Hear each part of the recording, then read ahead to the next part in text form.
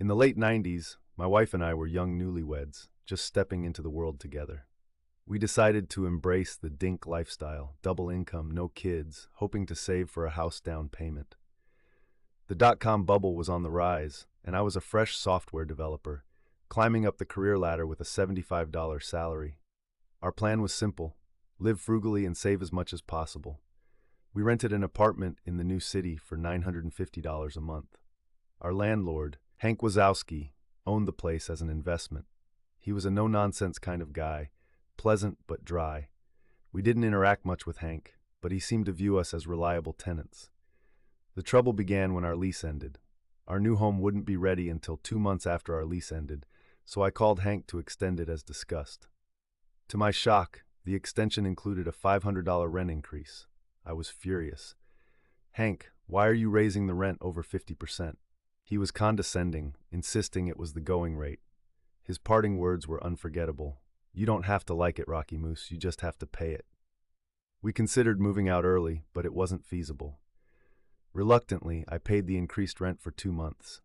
When we moved, Hank withheld $300 from our security deposit for dubious reasons. In total, he squeezed an extra $1,200 from us. To add insult to injury, I later saw he listed the apartment at only $150 more than our original rent, not the $500 hike. Fast forward 5 years.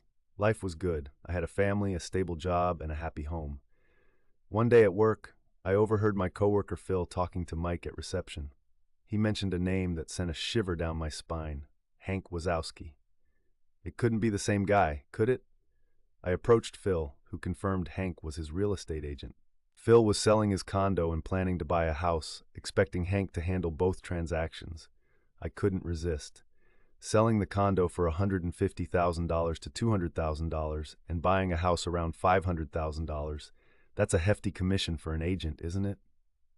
I shared my story with Phil about Hank's rent hike and deposit theft. "You can't use this guy," I urged. Phil, being the great guy he is, agreed not to use Hank. We planned the call together. The next day, Phil dialed Hank while I listened in. "Hi, Hank. I've decided to get other quotes from agents. I'm not going to sign with you." Hank protested, but Phil was firm. "No, you shouldn't give a discount. You'd be losing money." "Well, you don't have to like it, Hank. You just have to accept it. Goodbye." And with that, Hank lost out on $20,000 in easy commissions. Through a chance meeting years later, justice was served. Hank knew exactly why, and it felt like the perfect revenge.